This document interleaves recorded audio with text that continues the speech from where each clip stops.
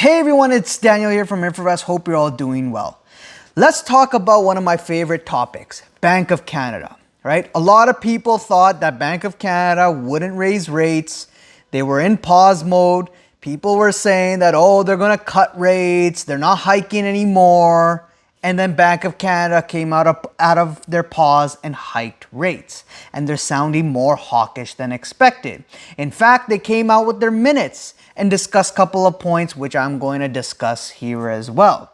And it's very interesting to me because I did a video on this discussing that Bank of Canada would come out of their pause, would hike rates, and they would continue to be aggressive, especially because inflation is not coming down, especially the core inflation. You might see the headline inflation come down. Energy prices have been coming down. Sure, that's down, but the core part is still sticky, and a lot of central banks are feeling the pain and the pinch.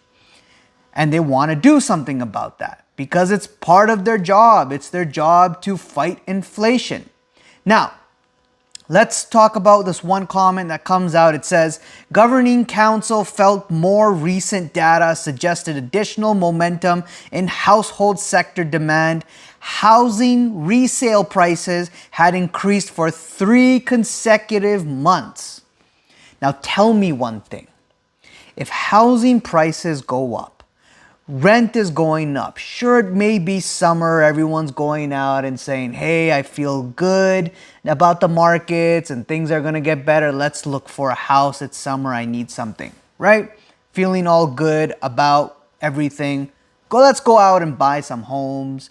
Let's pay a little bit extra on this home. And as Bank of Canada mentioned here in their minutes, that the resale prices have increased for 3 consecutive months. Now, as Bank of Canada, one of your jobs and one of your duty is to control inflation. And what is the problem that not only the Federal Reserve and the Bank of Canada and every other central bank is feeling is the core component of inflation that excludes the volatile numbers like energy and oil and etc., etc.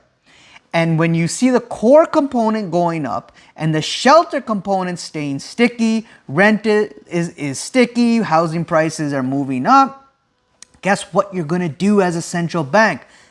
You're going to raise interest rates because the market seems fine. Looks like you guys are happily buying at whatever price. So sure, that means markets are fine, labor market's fine.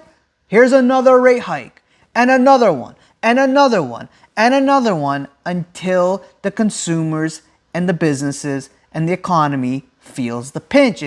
I've been saying this like a parrot on this channel since many, many months, years maybe, a year plus at least, that the central banks out there are doing as much as they can and are going to cause pain to the consumers, to the businesses, and that means that even if they have to cause pain in the housing market, they will do so in order to achieve their inflation target, which is bring it down to that 2% target.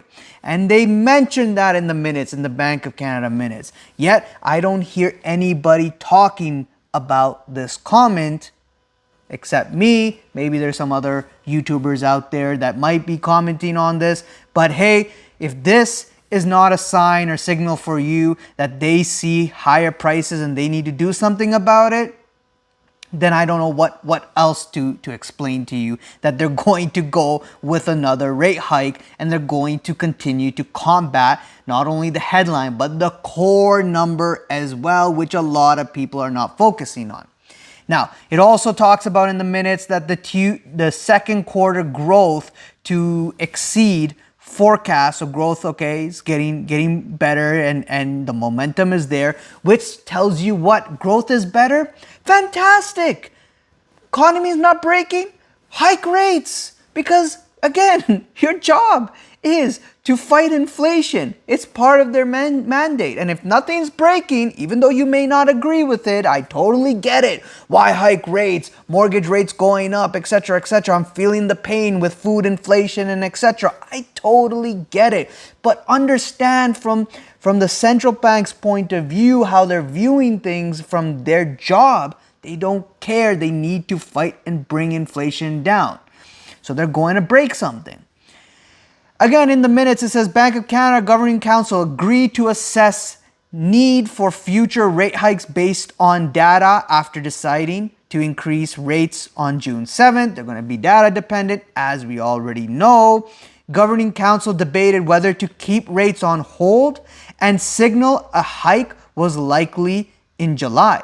So the July meeting that's coming up, guess what? I wouldn't be surprised if we got an interest rate hike in July. If the Bank of Canada does an interest rate hike in July, don't be surprised. Now, going in the minutes here as well, they said the Governing Council is increasingly concerned that the disinflationary momentum needed to bring inflation back down to 2% could be waning. So basically, that what they're expecting for this inflation to come down is taking longer than expected. They need to do something about it.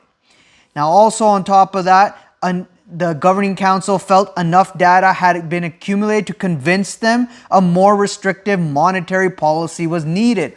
Again, whoa, is this a surprise?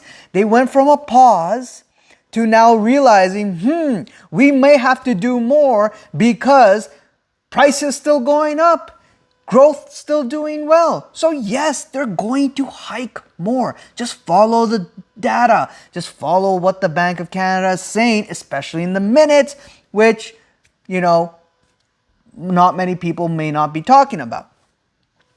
Data available since April decision tipped the balance of risk inflation outlook to the upside. That's not a good sign. Inflation to the upside, you got to bring it down. The Governing Council was concerned 3-month measures of core inflation were not showing a downward trend. What did I say in the start of this video? Core inflation, core inflation. Yes, headline, totally get it. Energy prices coming down.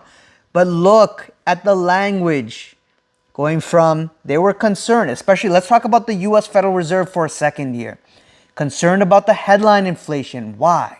Because that's what seeps into the consumer's mind. Okay, now that core inflation's, headline inflation is coming down, great, fantastic.